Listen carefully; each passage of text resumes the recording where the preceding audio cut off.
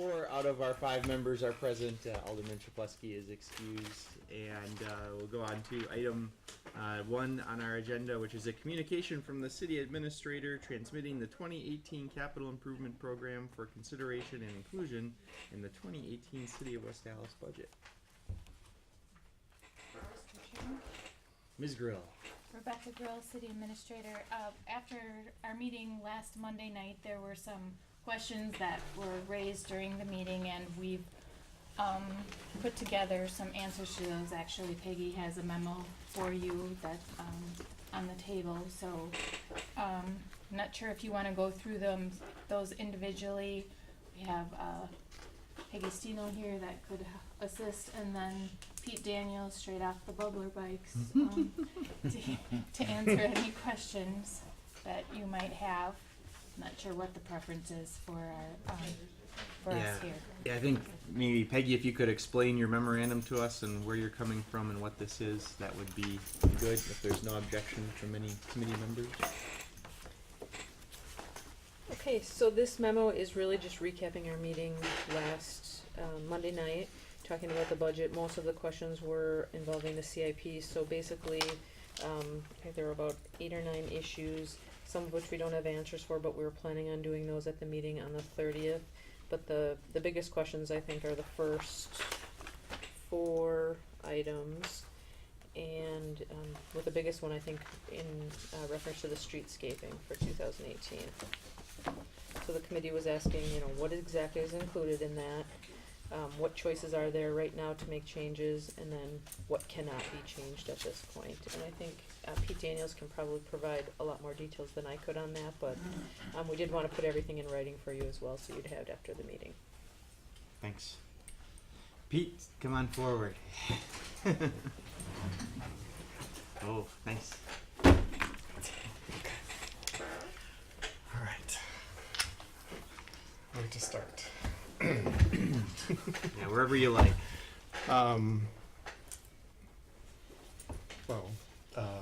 You had some questions, I guess. The council did commit itself to funding this project way back in 2014 when they signed an agreement with WSDOT. So, and then in 2016 they adopted the corridor plan, and I guess I thought that was our marching orders, that we were supposed to implement the corridor plan. And I guess I also thought then that as the capital improvement committee was going to hash through and do the heavy lifting and kind of massage the budget and see how we could pay for all this. So I guess, yes, the plans, we have submitted the final plans at this point. We could certainly change the plans if we did like an addendum or something before they start bidding it. As this table on the first page outlines here, we would have had to do $400,000 of that anyway, because we would have had to wire the streetlights anyway. All the poles, all the streetlights have to be taken down anyway, because the street is actually getting a couple feet wider with the bike lanes, so the poles are in the way. And this is the perfect time to do, a parallel circuit, because we've got, as we're going to talk about later, we got like $38 million worth of street lighting work to do over the next 90 years. So this is the perfect time to put the new conduit in, the new wiring. So we would have done that anyway. A standard pole is about $1,200. The decorative poles are about $3,300 to $4,500, as compared to the poles on Greenfield, which were over $7,000. So I guess I thought we were economizing. We picked poles that were half as expensive as the ones we used on Greenfield Avenue.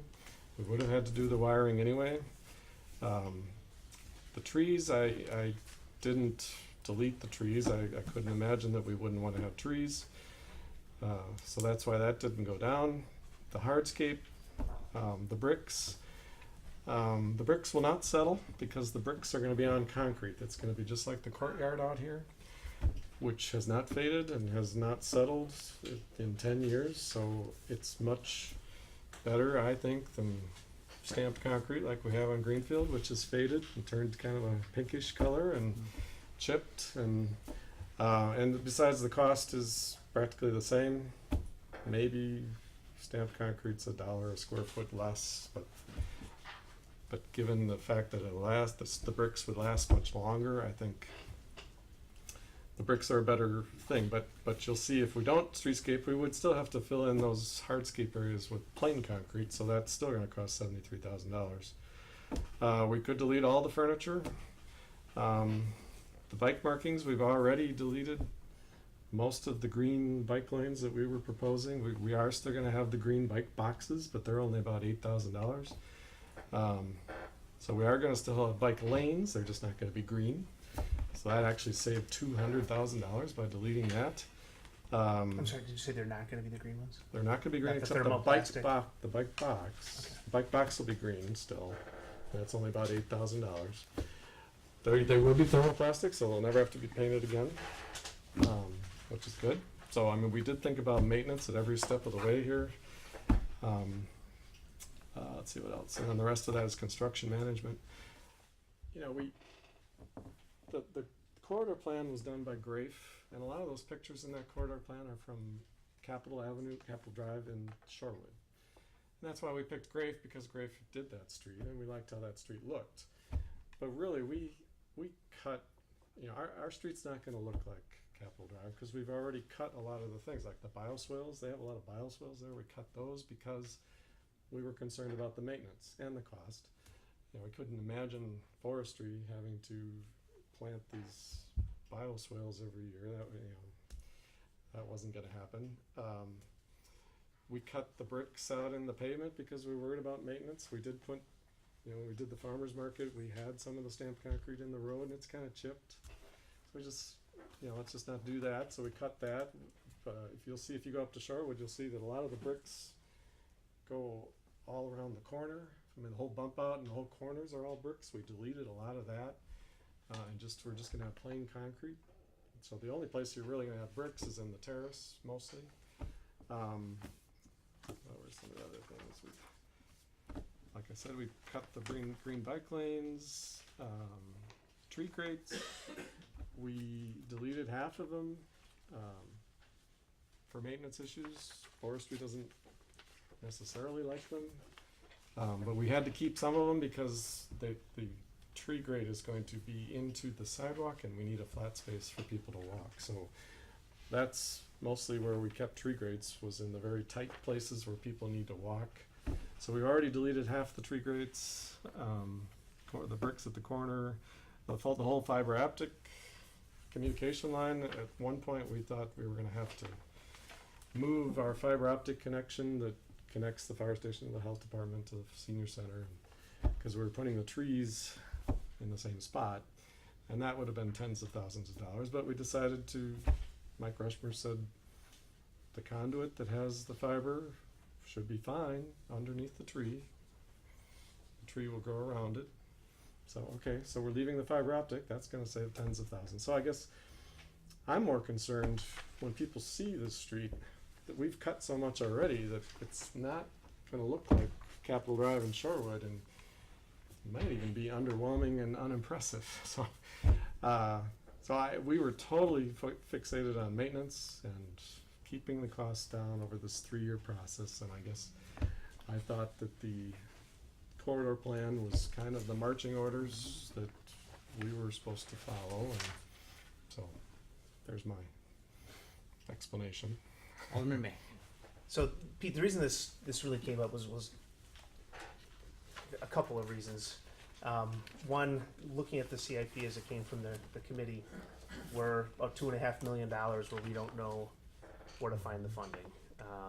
Some of that is in the form of other bonding, which this would fall under for about $1.8 million, and the other is no funding sources identified, which is close to $750,000. And so in a sense, this is like the big tree in the forest, right?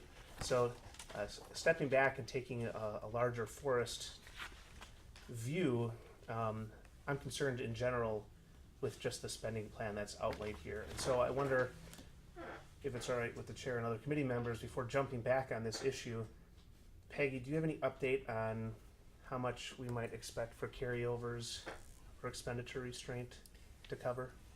I don't have the number on carryovers. I did get a preliminary number, not from Department of Revenue, but just based on what CPI numbers were, and it looks like we'll have about an extra 125,000 of capacity there.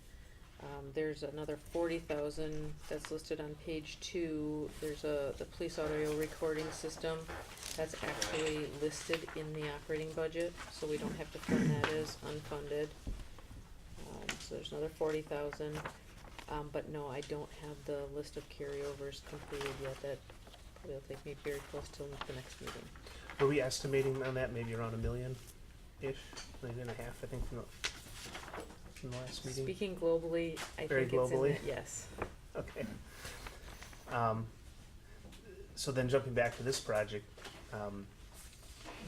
what kind of caught me off guard is when you add up the ordinance authorized streets and you add up, even if it's at 400,000, not streetscape, we're already over what our charter ordinance allows. And so, and again, this is meant to be a discussion, not chastising engineering for anything here. In fact, I gave all my questions to Pete ahead of time intentionally because I don't want anyone embarrassed by this. This is purely discussion, but I am concerned that we're not going to be able to afford that. And so one of the questions I had was, if we had to, I see there are other streets listed here. 124th from Lincoln to Oklahoma, Lapham from 56th to 60th. Those two together would cover this million. We made a deal with Mayor Ament of New Berlin to do 124th Street in 2018. Okay. That's the one I would not touch. The pavement patching, $250,000. We were gonna do a sidewalk job this year, a couple 100,000 that we didn't have staff to do. I mean, there are some carryover projects that we had that I would rather cut. Mhm. So I mean, that's $500,000 right there. I don't know. Yeah. That's a start. It's a hard discussion too. I mean, the other thing that kind of caught me off guard in this, and again, I'm getting off the street topic, trying to focus more on that forest again. The street lighting repairs, and we had brought this up at the last meeting that I think one of the descriptions given by one of the engineers in the engineering department is was it bubblegum and duct taping these systems together. And I don't know if that's a true fair assessment, but that's how it was described to me. Would it make sense to have a separate operating fund or way of paying for that to help take that off of the list for bonding or other sources needed? I've been doing some research. I haven't gotten to any place where I have an answer, but I can tell you it's not one of the excluded services, so we would be able to fund it somehow. There are, from what I can tell, some street lighting utilities in and out of the state. We just have to look at what those details are and if we could get the money soon enough. I think that was one of the questions, was if this was gonna take us a whole long time to do it that way as well, maybe it didn't make sense. So that's one of the items that's in the memo as well, but it'll be more detailed discussion on the 30th. Okay. And on that street lighting, how much of the street lighting needs repair immediately? Is it prioritized? Like how much would you need per year? 90%. 90%. Well, a lot of it's in series, right? Yeah. It's maybe not so much the wiring, it's the transformers that run the things. I mean, those are the things I think that are most in danger from what I hear from Dave Young. And, that those transformers are the ones that we're getting from the Eastern Bloc countries.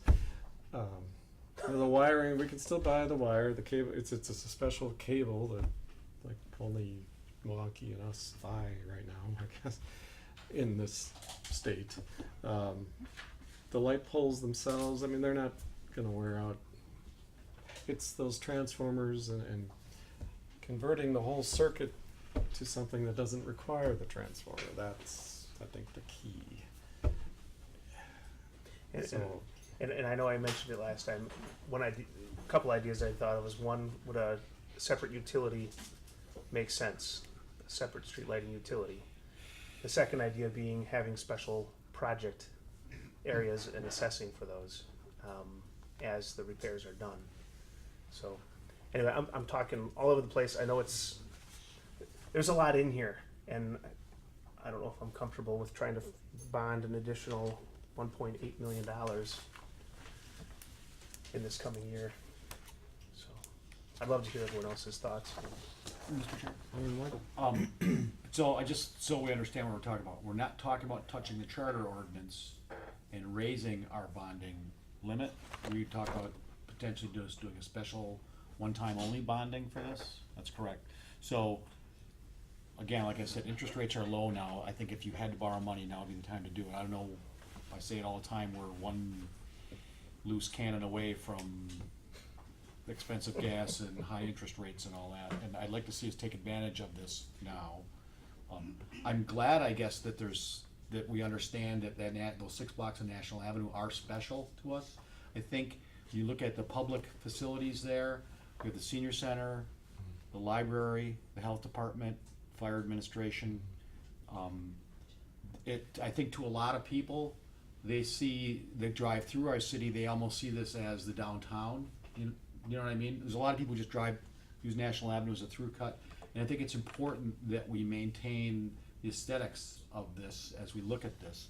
I would not want this to look like just I'm not gonna throw any particular city or street under the bus here on this, but I think it's. No pun intended. But, yeah, so, we've had this plan, we've been working on this plan for years, okay? Understand that we're on tight money, it's not getting any better, but, I'd like to see us go forward with this. We've already made some commitments, even when we're looking at options, 124th Street, we've already made a promise to our neighbors to the west, and if there's some way that we can make this happen, I would not be a fan currently of going, changing the charter ordinance and just essentially opening up the purse, loosening up the purse strings. But I think it's important that we find a way to make this happen. Mm-hmm. Yeah, I agree with Alderman Weigel.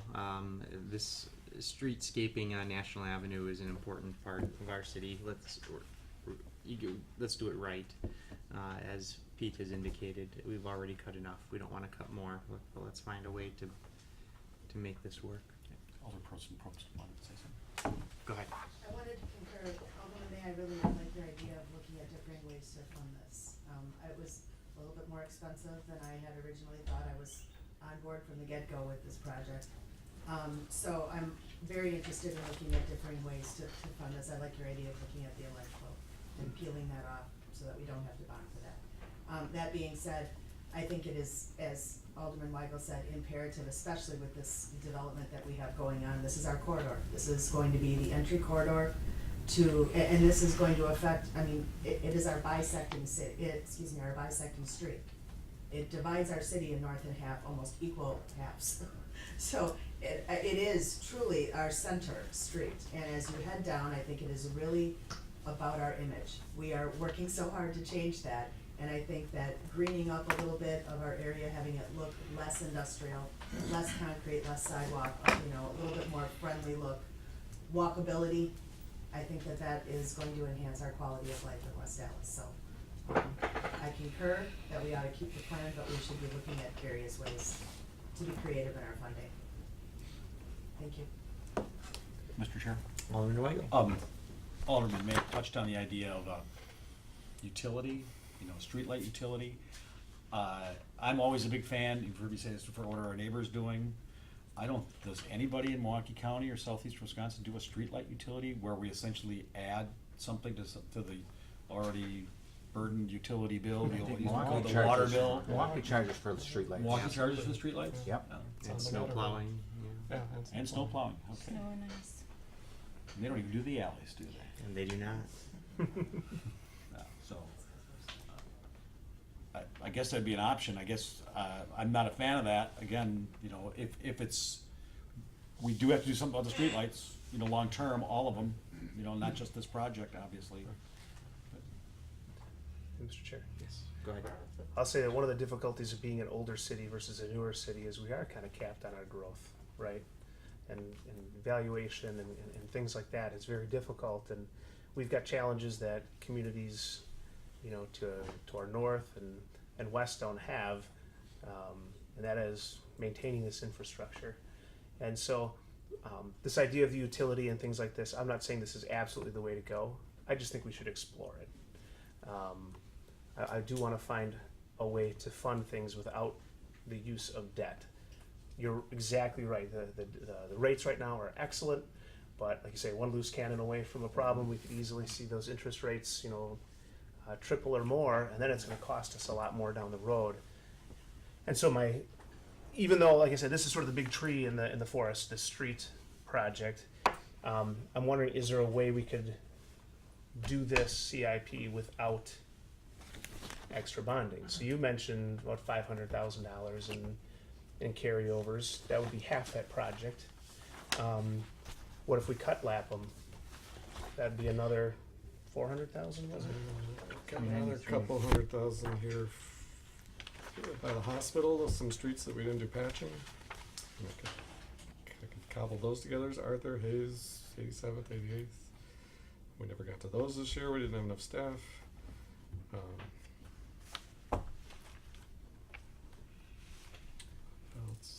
That's a couple $100,000. We're getting close. Now we're $750,000. And then you add in the carryovers. We might be okay without having to bond. Might. So we'll have a better idea of those. I think the 15th is when the numbers came out, preliminary. They were released, the consumer price index was released, so now the state basically takes those numbers and they go through and do a calculation, because it's every month's change from last year at the same time, and then they'll put it out, hopefully they're gonna put it out by the end of the month, but the estimate we have today should be pretty close. Okay. So I'm just wondering, can we have that looked at again? Like if we didn't, what would have to change to make it happen? What, Mr. Chair? Sure. I think that one of the issues is program, are we now committing to going forward with the contracts, National Avenue as designed, so the bids can go out and the construction can proceed, and we're just gonna sort out as we go how to pay for it? Is that what you're suggesting, I guess? Well, I think we have a plan that kind of, like you said, Pete, kind of gave you the directive of what to do. And I'll be honest, coming into this meeting, I didn't realize you were having the bricks set in concrete. So one of the ideas was I was going to eliminate that, the lighting, things like that. But There is going to be a public hearing on December 5th, and there will be a final resolution that you'll formally be adopting the plans. I guess if you're looking for a formal So that's December 5th, I am going to have a public hearing, and because there are 160,000 in special assessments that are being paid. Since we own 4 of the buildings, we're not getting as much. We're charging ourselves. We'll charge the firemen, charge the health department. We charge the health department. some other, while you're here, and it is the topic of the CIP, which roads has a lot to do with, are we talking about doing narrower roads to save on pavement costs? Are we looking at the way that the design and delivery occurs? Is there some streamlining occurring in the department? We're stretched pretty thin, so there's not much planning going on right now. We're just living day to day. But we're already, but for 10 years we've been making the streets 28 to 29 feet wide. Now, you got some pushback that people don't like 28 to 29 foot streets. They can tell the difference, they claim they can, I don't know. Yeah. So I wouldn't want to go to 27, I guess. So I think we're already kind of there. Okay. This 73rd was a bizarre situation. I guess 34 was a compromise. It's going to be very different for them. If we do your street, we'll probably go to I'll take 28. We'll go to 28. That's how you slow traffic. We're forced to because of the trees. We have to because the equipment won't fit through the trees, and we don't want to cut the trees down. So we're forced to do that. Okay. So I think we're already there. The traffic calming, I'm not sure what to do this year. It's not really going to be a big issue because we're doing traffic calming on National. We have bump outs, and 124th Street's a rural road, so we're not going to do bump outs. Lapham, I don't know if there's enough traffic to warrant it. But, my little flyers that I sent out last year, I guess were misunderstood. So I don't know how to communicate in something, one page that people will understand and read. They all thought they were paying special assessments for bump outs, and they weren't. it was all convoluted, and But then we had Hayes, so Hayes is getting a traffic circle and bump outs, and they were all for it, but 119th Street's getting them, even though they weren't necessarily for it. 72nd Street's not, because they were definitely not in favor of it. So each one's a little different, I guess. Kind of play it by ear, but Okay. um, So the answer to the question is you guys are looking at ways of saving money through construction processes and materials, things like that. I know generally when we give out a contract, it's not completed within a month. We give them more time in hopes that that Right. reduces our cost. that causes other stresses. Right. Yes. We have to find that perfect balance. Yeah, you can't assume, you don't want them to just work for you. Mhm. Jack Schumacher taught me this way back in '92. Explain this to people. If they go work for a city of Milwaukee, then they're paying their salary, and if they work for us a couple days, we pay their salary. But yeah, they're going to be gone a couple days. But just think to yourself, someone else is paying their salary, and then we don't have to. If you force them to be there in a short amount of time and work every day, then you're going to have to pay twice as much. But if they can work it into their workflow, pour concrete in Milwaukee and then go to Greenfield and pour, and then we don't have to pay as much. So it saves us money, but it causes stress with the residents, I know. And Mr. Chairman, the municipal yards in the roof there, we've got $100,000 in here to patch the roof. I think it's becoming very clear to us, because we've heard it multiple times, that that building is failing. It's outdated. It might be time to start planning for a new municipal yard building, and that is probably one we're gonna have to bond for. But did the CIP committee take any of that up? Go ahead. Sure, go ahead. The yard building along with the other buildings is gonna be part of an overall study that is almost done. Almost got it polished off finally. And we'll be out certainly to the consultants, and part of that, the overall intent of the whole thing is to look at virtually every building that the city's got, and to see what needs to be done, and obviously the yard building and all the other outbuildings that you see around there will be looked at by the consultant. And I would be very surprised if they don't come back with the, hey, West Allis, within the next 10 years, you're gonna have to take a hard look and see what you're gonna do down there. Mm-hmm. A very rough estimate that I did a while back was, you're looking at $15 million. You're not only looking at the yard building, but then you're looking at all those other out shacks that are down there, including the simple fact that we've got a large amount of equipment that's stored outside. And obviously in Wisconsin here, with the weather that we're gonna be enjoying in a few months, it just kills the equipment, having it stored outside. So again, yeah, it'll be coming up, but that'll be a long-term project. Even if you started today. 3 years, at least. 3 years, I'd say 5 years plus. Phasing it all in, it'll be a monster. And I'll also say that having this capital improvement plan, the way we have it this year, is different than years past. I'm glad we took the move away from just streets to all capital. I think this is a very eye-opening and sobering look at our capital. So I do want to thank the Capital Improvements Committee and engineering and the whole team for putting this together. It's, like I said, it's extremely eye-opening. So I'm not ready to approve it yet. I'd love to have some answers to come back yet. But thank you. Any further discussion? All right, then we'll move on to our next agenda item, which is similar to the capital improvement. That's the budget. Who wants to talk about the budget? Mr. Chair? Alderman May, have at it. I think this is on because we were gonna have a meeting anyway. Yeah. I did sit down with staff. I had answers to just about all my questions, which is really good. Which I think is really good. Again, I think the eye-opening things here are our capital, the capital outlay, and how far behind we are on that, and our OPEBs. And I know every opportunity we get, I keep emphasizing it. We've got a huge OPEB liability to take care of.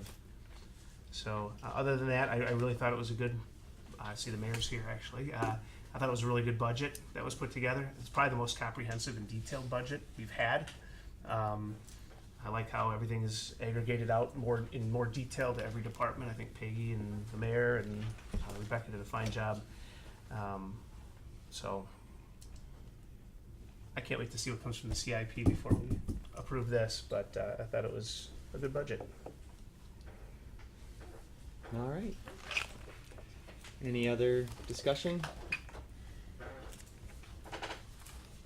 Okay. Well then, let's adjourn. That's good. Move to adjourn. Second. All in favor, say aye. Aye. Okay, we're adjourned. Thanks, everybody.